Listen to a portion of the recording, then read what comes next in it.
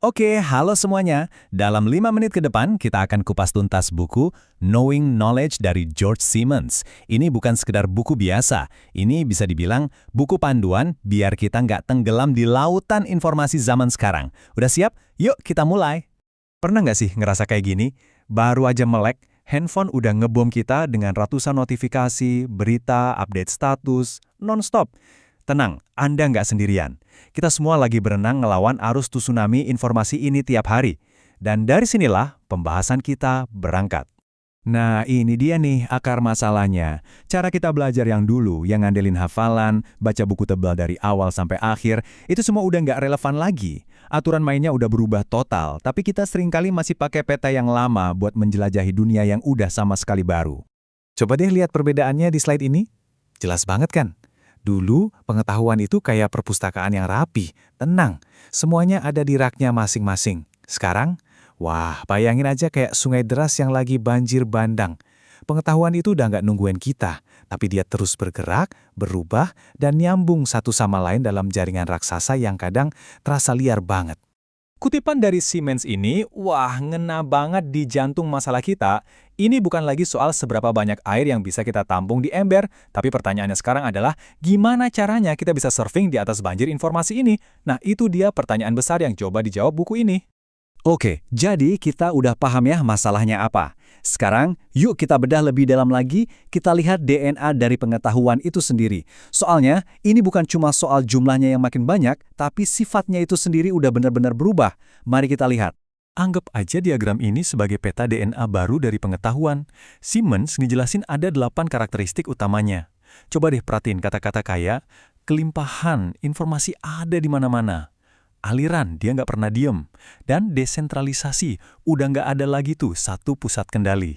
Inilah pilar-pilar dari dunia baru kita. Oke, mari kita fokus ke 3 perubahan yang paling gede. Pertama, kelimpahan. Lupain ide buat tahu segalanya. Mustahil. Kedua, aliran. Apa yang benar hari ini, besok bisa jadi udah usang. Dan ketiga, desentralisasi. Nggak ada lagi tuh yang namanya satu sumber kebenaran yang mutlak. Kebenaran sekarang ini tersebar di jutaan blog, video, dan obrolan online. Dan ini dia pergeseran yang paling dahsyat. Dulu, pahlawannya itu orang jenius yang hafal segalanya. Sekarang, pahlawannya adalah seorang kurator. Orang yang paling jago menavigasi, menyaring, dan menghubungkan lautan informasi. Jadi keahliannya bukan lagi menimbun, tapi menjadi pemandu yang andal. Oke, kalau peta lama udah nggak berguna, terus peta barunya mana? Nah, Simmons nawarin solusinya. Sebuah teori belajar yang radikal banget buat era digital. Namanya konektivisme. Anggap aja ini sistem operasi baru buat otak kita di dunia yang serba terhubung. Konsepnya kedengeran simple, tapi dampaknya luar biasa. Belajar itu bukan lagi cuma proses yang terjadi di dalam kepala kita. Belajar adalah sebuah tindakan nyata, yaitu membangun dan merawat jaringan. Jaringan ide, jaringan informasi, dan yang paling penting, jaringan manusia. Coba deh, renungin ini sebentar. Pengetahuan kita itu nggak lagi dibatasi sama apa yang bisa kita ingat. Pengetahuan kita adalah gabungan dari otak kita ditambah akses instan ke Google, database kantor, dan bahkan keahlian teman kita yang jago di bidang tertentu. Otak kita baru aja dapat upgrade gede-gedean. Dan slide ini ngegambarin semuanya dengan sempurna. Paradigmanya geser total. Dari yang tadinya saya tahu, sekarang jadi jaringan saya yang tahu. Jadi pas kita ketemu masalah yang rumit, kita nggak perlu mecahinnya sendirian. Kita tinggal aktifin jaringan kita. Nanya ke kolega, riset di forum, pakai tools AI, dan jaringan itu secara kolektif akan menemukan jawabannya buat kita. Kutipan yang diambil Simmons ini bikin ide yang gede tadi jadi terasa personal banget. Saya menyimpan pengetahuan saya di teman-teman saya. Coba pikirin deh, teman-teman kita, kolega, bahkan orang-orang yang kita follow di media sosial, mereka semua itu udah kayak hard drive eksternal buat otak kita.